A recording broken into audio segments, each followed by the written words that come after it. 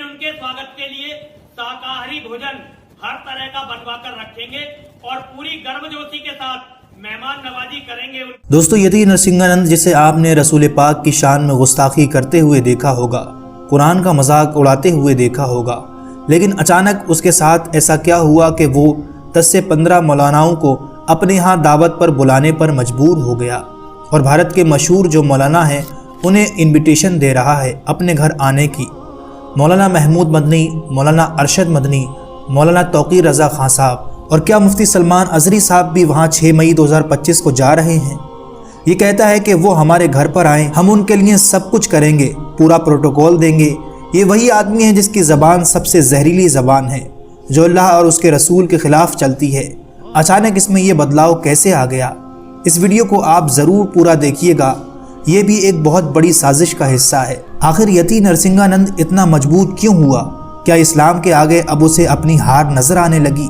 पहले आप इस वीडियो को देखिए, फिर आगे आपको एक जरूरी बात बताएंगे। भगवान महादेव शिव और जगत जननी मां जगदम्बा के चरणों में नमन करते हुए शिव शक्ति धाम दासना से मैं श्री पंचदश नाम जूना अखाड़े का महामंडलेश्वर यति नरसिंहानंद गिरी अपनी मां के चरणों में बैठकर पूरी दुनिया को एक संदेश देना चाहता हूं। लगभग 27-28 साल हो गए मैं लगातार इस्लाम और इस्लाम के इतिहास को पढ़ रहा हूं। मैंने जितना इस्लाम के इतिहास को पढ़ा है, जितना जाना है, मुझे लगता है कि इस्लाम दुनिया में हर मानव का दुश्मन है, हर मानव का शत्रु है। और ये मैं कोई अपने बात से नहीं कह रहा हूं, ये इस्लाम की किताबों में जो लिखा हुआ है मैं उसके आधार पर कह रहा हूं। लेकिन बहुत सारे लोग, विशेष रूप से मुस्लिम मौलाना, मुझ पर यह आरोप लगाते हैं कि मैं गलत बयानी कर रहा हूं। आइए हम सब बैठकर इस समस्या को सुलझाते हैं। मैं इस्लाम के धर्म गुरुओं को जो भारत में रहते हैं, जिसमें मौलाना महमूद मदनी, मौलाना अरशद मदनी, तौकीर रजा जैसे मौलाना हैं, उन्हें निमंत्रण देता हूं कि 6 मई 2025 को वो शिव शक्ति धाम दासना में आए।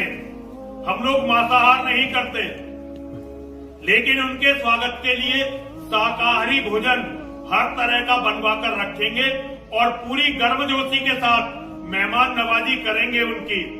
आइए इस समस्या को बैठकर सुलझाते हैं। मैंने और मेरे कुछ मित्र हैं जिन्होंने इस्लाम का अध्ययन किया है, जिसमें से एक प्रमुख नाम है तुफैल चतुर्वेदी और नीरज अत्री जी का, और कुछ एक्स मुस्लिम मेरे शिष्य और मित्र हैं जो इस्लाम को अच्छी तरह समझने का दावा करते हैं।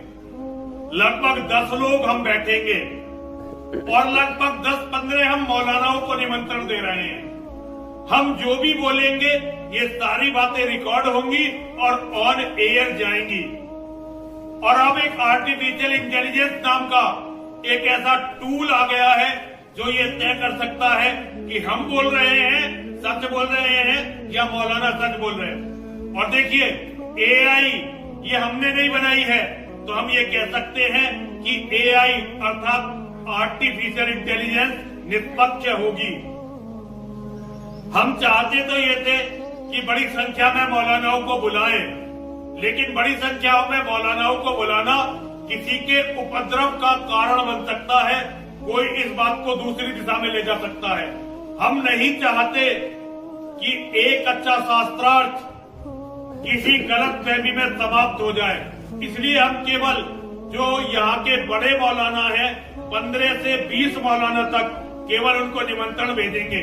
और हम मौलानाओं से अनुरोध करते हैं कि वे हमारे निमंत्रण को स्वीकार करें, ताकि दुनिया को एक नई दिशा मिल सके। अगर हम गलत हैं तो हम अपनी गलती को माने, और अगर मौलाना गलत हैं तो वो भी अपनी गलती को सुधारने का प्रयास करें। हमारा तो केवल यही लक्ष्य है कि मानवता बच जाए। सब लोग बिना मतलब किसी अंधविश्वास के कारण एक दूसरे से लड़कर समाप्त ना हो जाए, बस मानवता की रक्षा हो, यही हमारा लक्ष्य है। और इसी लक्ष्य के लिए ये बहुत जरूरी है कि हम लोग मिल बैठकर बात करें और शांतिपूर्वक सारे मतभेदों को सुलझाने का प्रयास करें। हर हर महादेव। तो हिंदुओं याद रखना, 6 दोस्तों, आपने इस बारासिंगानंद का ये पूरा वीडियो देखा कि जहरीली ज़बान इस्तेमाल करते हुए कहता है कि इस्लाम पूरी इंसानियत के लिए, पूरी मानवता के लिए ख़तरा है, और दावा करता है कि मैंने कुरान भी पढ़ा है, इस्लाम की किताबें भी पढ़ी हैं। लेकिन सच तो ये है कि ना ही इसने कुरान पढ़ा है और ना ही इसने कोई इस्लाम की किताबें पढ़ी हैं। कुरान में ऐसी एक बात भी ये नहीं दिखा सकता कि जहाँ बेकसूर को मारने का हुक्म, बल्कि कुरान ने तो यहाँ तक कहा है कि अगर किसी ने एक बेकसूर इंसान को मारा तो उसने गोया कि पूरी इंसानियत को मारा, और जिसने एक इंसान को बचाया उसने गोया कि पूरी इंसानियत को बचाया। यहाँ किसी धर्म का नाम नहीं लिया गया। यही वजह है कि इस्लाम के आगे सारे हथकंडे फेल होने के बाद जब इसको अपनी हार नजर आने लगी तो इसने कुछ भारत के बड़े उलमाओं को इन्विटेशन देना शुरू कर दिया। मशहूर आलिम दीन के साथ मुनाजरा करने चला है। इसकी शक्ल और हैसियत नहीं है उनके सामने बैठकर बात करने की। ये झूठे और मक्कार लोग हैं जिनका मकसद सिर्फ और सिर्फ नफरत फैलाना है।